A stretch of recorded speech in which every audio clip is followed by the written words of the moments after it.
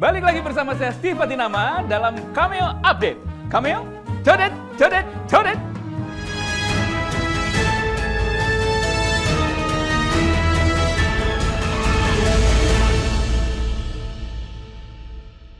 Masuk ke berita pertama. Apaan ya? WhatsApp luncurkan fitur baru. WhatsApp baru saja meresmikan fitur baru, di mana para penggunanya itu sudah tidak bisa lagi melakukan tangkapan layar atau screenshot terhadap profil pengguna lain. Hal ini merupakan upaya dan bagian dari pelayanan WhatsApp untuk meningkatkan keamanan dan privasi penggunanya. Dengan adanya fitur tersebut, pengguna yang melakukan screenshot pada foto profil orang lain akan mendapatkan peringatan yang menunjukkan bahwa dia telah melanggar kebijakan keamanan. Notifikasi tersebut akan berbunyi "Can take screenshot due to security policy" atau tidak dapat mengambil tangkapan layar karena kebijakan keamanan. Ini WhatsApp bagus nih adanya kayak gini, jadi benar-benar udah nggak bisa orang lain tuh nyomot foto kita dengan sembarangan gitu. Banyak banget karena disalahgunakannya. Bisa jadi ke pinjol, bisa jadi ke bisa jadi. What did he say? Bagus lah ini WhatsApp dengan keluarnya fitur ini ya gitu. Jadi orang tidak bisa menggunakan foto orang lain dengan tidak bertanggung jawab intinya sih ya. Jadi orang lain yang suka ngambil foto orang lain yang seksi-seksi itu sorry, maaf nih di WhatsApp nggak bisa. Facebook masih bisa. Wait a minute. Kita masuk ke berita kedua. Ada pelanggar gage saat mudik itu auto kena tilang ITLE.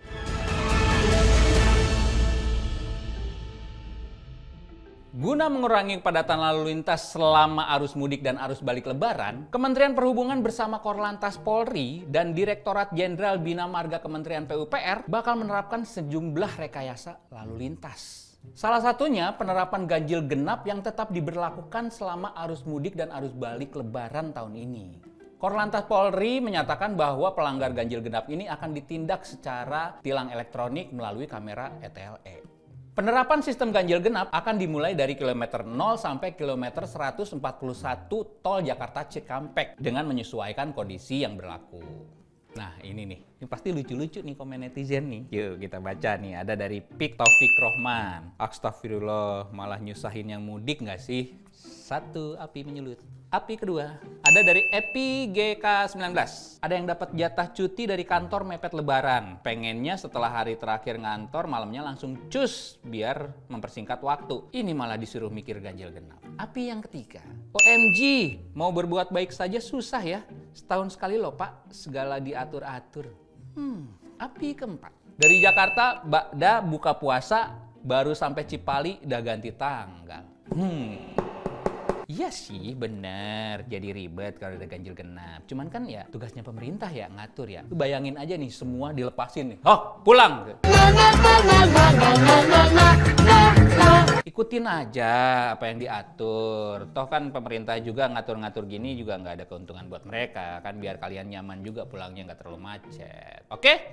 Kalau tidak mau macet, naik pesawat. Jangan kayak orang susah. Nggak ada ganjil genap di udara. Bye, have a great time. Oke, kita masuk berita ketiga. Nih, Jakarta katanya bakal diperluas setelah tidak menjadi ibu kota lagi. Jakarta kebanjiran. Jakarta kebanjiran.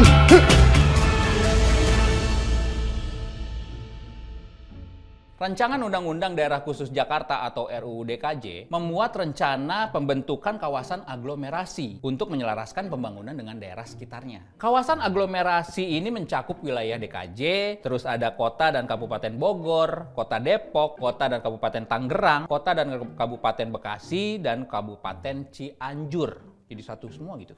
Pada RUU tersebut, kawasan aglomerasi ini adalah kawasan perkotaan dalam konteks perencanaan wilayah yang dilakukan penyatuan pengelolaan beberapa kota dan kabupaten dengan kota induk. Meskipun berbeda administrasi, nantinya Jakarta akan dikenal dengan istilah, gimana sih ini ribet amat?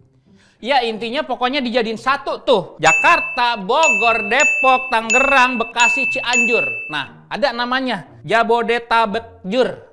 What the hell? Kok lucu ya? Jabodek, Tabekjur. Ini pasti lebih lucu lagi nih komen-komen netizen nih. Ada dari Akulita 07. Wah ini kreatif kita nih berarti nih. Oh bukan. Bukan Anda ya. Tuh kan benar. Nih Akulita 07 bilang singkatannya tidak singkat. Betul. Singkatan yang sangat panjang. Dari Yefrers. Cara penyebutannya ribet. WKWKWK. Arikli bilang Jabodek Tabek Jur Deal bebas rahasia. Yan 8R. Untung Cianjur. Coba kalau Cianjur. Jadinya Jabodek Tabek Jir. Ya lucu lah. Di samping namanya yang unik itu, gue sih setuju ya. Jadi bisa pembangunannya tuh jadi merata gitu ya. Kita tahu banyak yang masih di Kabupaten Bogor juga cuman dilaluin truk-truk tronton. Jadi di tempat lain juga banyak. Depok, Tangerang juga banyak. Jadi semoga tempat-tempat lain juga udah kayak Jakarta gitu. Udah jadi kayak kota metropolitan. Walaupun sudah tidak lagi jadi ibu kota Indonesia. Semoga rencananya ini membawa kemajuan lah untuk daerah sekitar Jabodetabek, Jur. Masuk ke berita keempat. Ada rumah dinas di IKN nih, rumah dinasnya menteri seharga 14 miliar.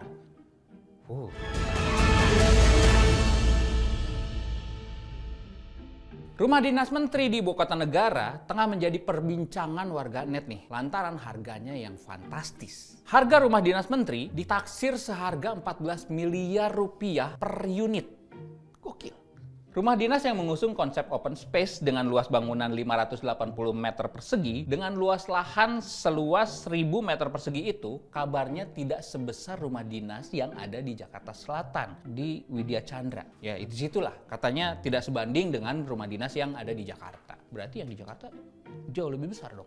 Menurut Direktur Jenderal Perumahan Kementerian PUPR, Iwan Supriyanto, anggaran yang telah disiapkan ini sudah mencakup dengan perabotan, sehingga sudah layak huni rumahnya ini. Jadi tinggal bawa badan gitu, kayak perumahan di BSD. Kalau kita lihat 14 miliarnya sih ya, emang gede banget sih ya untuk ukuran satu rumah. Kalau di BSD aja itu udah dapet bagus banget itu, udah pasti ada kolam renang, tanah luas, wah bangunan megah lah istilahnya. Tapi di sini kalau lihat luas bangunannya 580 sama luas lahannya 1000 meter sih harusnya gede sih, gede banget sih harusnya ya. Tapi kalau lihat fotonya kayak biasa aja ya. Bener nggak sih ini 14 miliar habisnya? Ya, kita lihat penghakiman warganet. Coba kita lihat. Ada yang komentar nih dari Jimmy Neutron. Syarat menjadi menteri apa ya? Mau ngelamar. Veda Sas juga komennya on the way jadi menteri. Aduh, kalian pikir gampang jadi menteri? Susah juga. Lu bisa jadi menteri kan harus keluar. Oke, kita langsung masuk ke komentar berikutnya. Ada dari FLWTZX. Dengar-dengar ini dibikin pakai uang rakyat yang masih naruh motor di ruang tamu. Sabar, saya juga merasa seperti itu. Ada dari Usamah SH. Megah sekali istana di negeri Wakanda ini, padahal di pelosok sana masih ada desa yang tak berlistrik, tak bersinyal, dan jalan tak beraspal. Sedih rasanya. Ya miris juga sih ya. Ya siapa tahu kan kalau bisa dibagi gitu ya 14 miliarnya. Kurangin 1 M-nya ke desa-desa, bangun jalan, bagusin rumah-rumah penduduk yang tidak layak huni. Tapi kan kepala saya cuman penonton sejati. Ada juga dari Andri Feb. Kok cuma 14 M sih? Terlalu kecil. Naikin lagi dong. Malu-maluin aja ya Opung ya. Rakyat dah bela-belain pada susah hidupnya. Tinggal di gubuk reot, sulit cari sesuap nasi. Bahkan sekolah di gedung yang hancur. Masa iya cuman sekecil itu rumah para pejabat di IKN? Ya nggak asik lah. Mana main? Sarkas ya. Tapi kok... Udahlah cukup lah ya kalau ngomongin soal duit-duit anggaran-anggaran pemerintah itu lah ya. Sulit. Bukan sulit yang itu ya. Itu sulit. Oke, sekian aja nih. Udah lumayan cukup banyak nih berita-berita yang cukup up to date yang gue sampaikan ya. Semoga kalian jadi menambah wawasan, ada yang bisa kalian terima dengan baik. Terima kasih sudah menyaksikan Cameo Update kali ini. Dan saya Steve Fatinama. Pamir undur diri. Kami update. Cadet.